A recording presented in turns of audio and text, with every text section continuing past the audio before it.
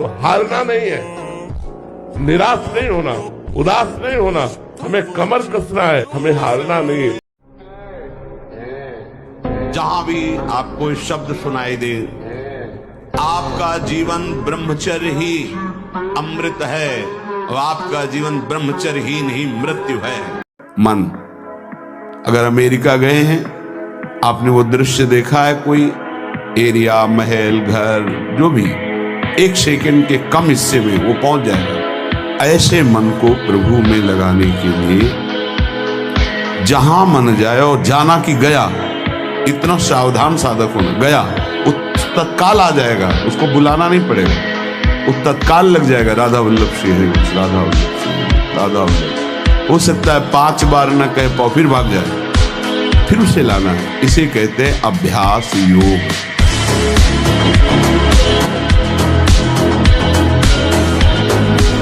भुवन में गुरुदेव के सिवा कोई ऐसा नहीं जो निर्विकार और निरहंकार कर सके, ये हम खुली बात कहते हैं। भगवान भी हमारे हृदय में बैठे रहे, निर्विकार नहीं किए। जन्म जन्मांतर से हमारे साथ हैं, कभी निर्विकार नहीं किए, कभी निरहंकार नहीं किए। वही हृदयस्थ भगवान अव्यक्त जब व्यक्त रूप गुरु रूप धारण किए, पक्का सुधार हो गया, पक्का माया से मुक्त करने का मार्ग दिखा दिया। नहीं तो हाथ उठा कहते चाहे सर के बल खड़ा होकर तप करे, अहंकार पे कोई फर्क नहीं पड़ता।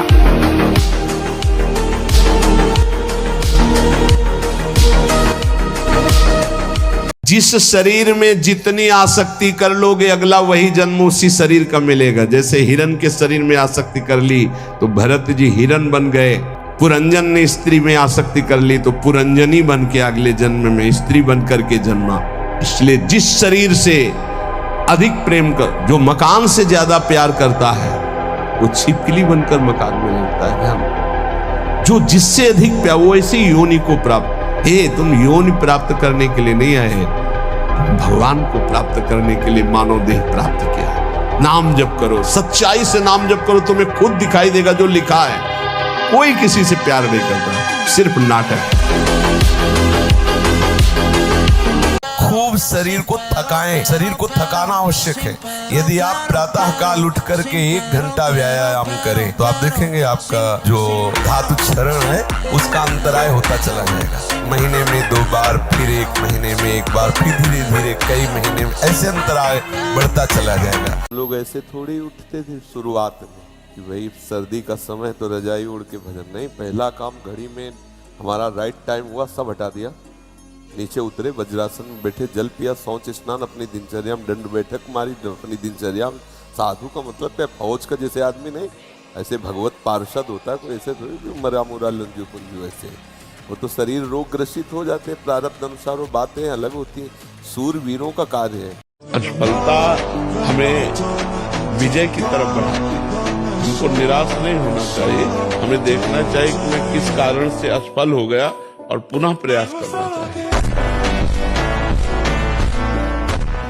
शरीर को एक बार पसीना पसीना करो, थोड़ी सी बैठक, थोड़ी सी थोड़ा व्यायाम करो।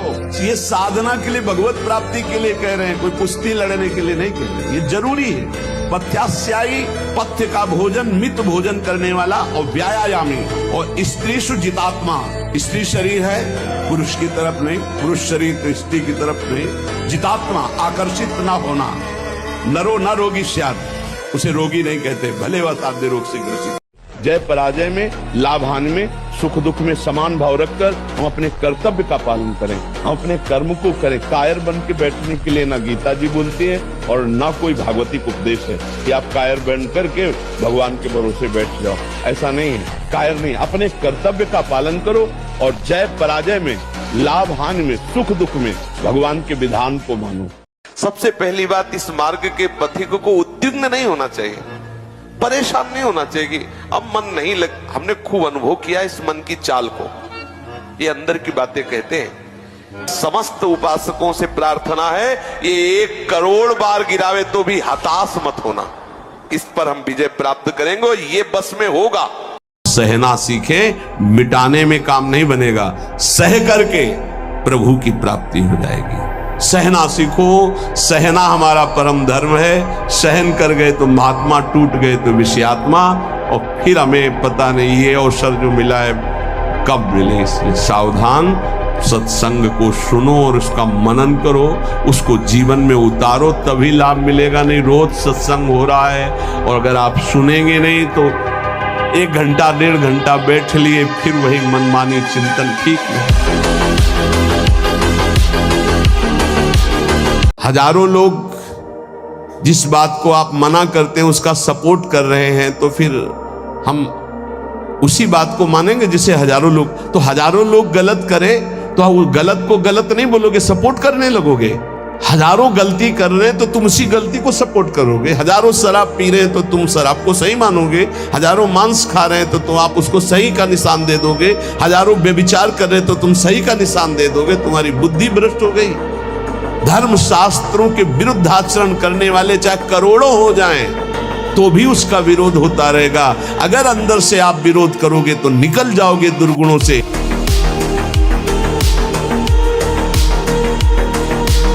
साधक स्वप्न दोष से बचना चाहता है तो सर्वप्रथम उसको भगवान की शरण में होना, क्योंकि प्रभु की शरणागति से हमारा जो अंतःकरण मलिन चिंतन से युक्त है उसका सुधार होगा। चिंतन बिना बदले हम इसे रोक नहीं सकते। 100 बार गिरे उठ, फिर खड़ा और चल और रौंद अपने लक्ष्य को प्राप्त कर। ये गिरना और निराश होना, हताश होना, ये हमारे जीवन में नहीं, बिल्कुल नहीं। हर कदम बढ़ते रहो, कदम आगे बढ़ाते रहो। बिल्कुल राइट टाइम उठना, राइट टाइम अपनी दिनचर्या करना, किसी भी तरह से परास्त न होना। बुखार है तो भी चलो, हमको पकड़ो, 2 लोग ले चलो। ब्रह्मचर्य बहुत जोर का यम है। ब्रह्मचर्य के बिना जीवन मृत है, मृत जीवन। ब्रह्मचर्य अमृत है। मन, वाणी, शरीर बड़ा भारी इनका साधना में योग है। 8 प्रकार के मैथुनों का सर्वथा त्यागी ही ब्रह्मचारी कहा जाता है।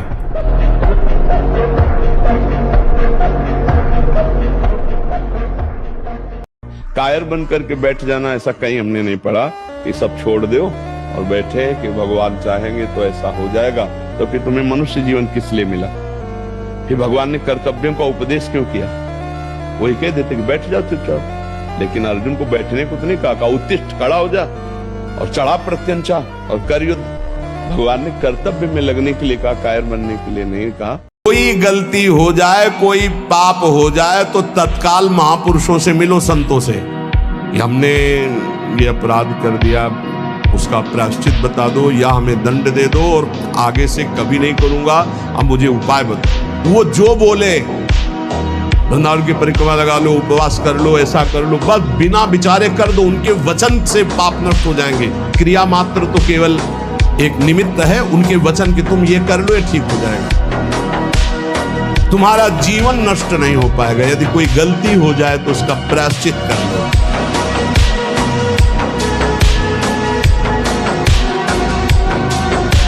अगर विषय का नाश करके सच्चिदानंद रस में स्थित होना है तो जो ही कोई विषय आएगा तो सबसे पहले वो आश्रय प्रकट करेगा।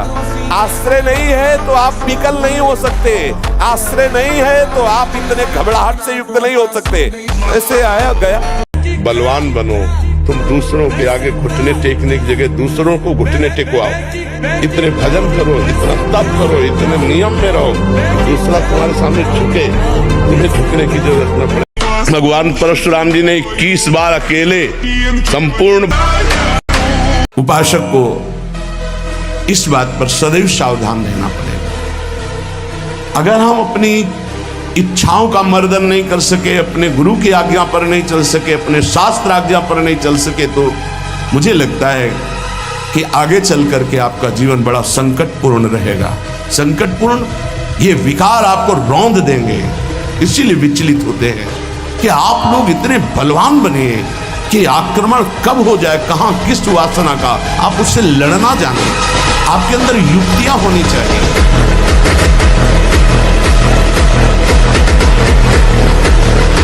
आपको सच्ची कहता हूं, आप ऐसे निराश मत होना कि इतने दिन हो गए, अब भी काम आता है। एक दिन वो समय आएगा कि तुम ऐसे छाती ठोक के कहोगे कि किसी की ताकत नहीं कि हिला दे।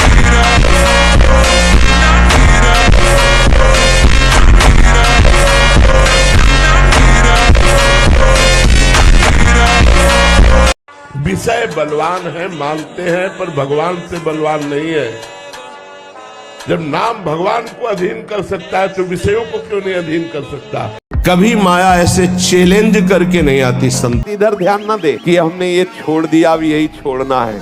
पकड़ने का ध्यान दो, छूटने का अपने आप होता रहेगा। ये हम अनुभव की बात कह रहे हैं आपको। छोड़ने के ध्यान में हमें बहुत घाटा होता है। जैसे हम सोच रहे हैं कि हमें ये मीठा छोड़ना है, तो चिंतन मीठा का हो रहा है, महत्व मीठा का है और रस मीठा का है। छोड़ना बहुत कठिन है। क्या करें, उस विषय को ही छोड़ दो। वो छूटे ना छूटे उसे छोड़ो, इधर पकड़ो, बहुत मीठा है, बहुत महिमामय है। और इधर जब पकड़ोगे ना तो उधर का चिंतन छूटेगा, उधर का चिंतन छूटेगा, इधर का रस बढ़ेगा, वो अपने आप छूट जाएगा। उसकी तुम चिंता मत करो।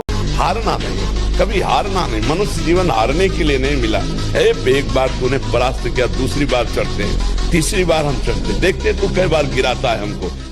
उपासना के मार्ग में उपासक को ऐसी दृढ़ भावना बनानी है। यदि आप देह का महत्व रखते हैं तो भोगों की स्मृति स्वाभाविक होती है। यदि आप प्रभु का महत्व रखते हैं, भगवत स्मृति स्वाभाविक होने लगेगी। स्वाभाविक, जैसे हम विषयों की स्मृति करते नहीं, वो बसी हुई माला चल रहा है, स्मृति भोगों की हो रही। आरती पूजा क्रियाएं भागवतिक हो रही, स्मृति पदार्थों की भोगों की हो रही। नाना प्रकार का भोगाकर्षण का स्मरण हो रहा है, उसे स्मृति कहते हैं, जो अंदर अंदर होती है। स्मृतिवान ही महान पुरुष हो सकता है। इसलिए स्मृति को पकड़ो।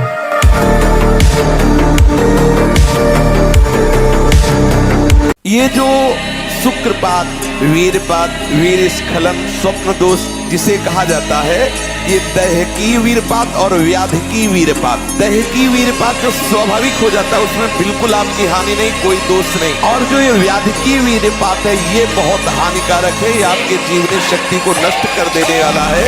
इसलिए इससे सावधान रहें।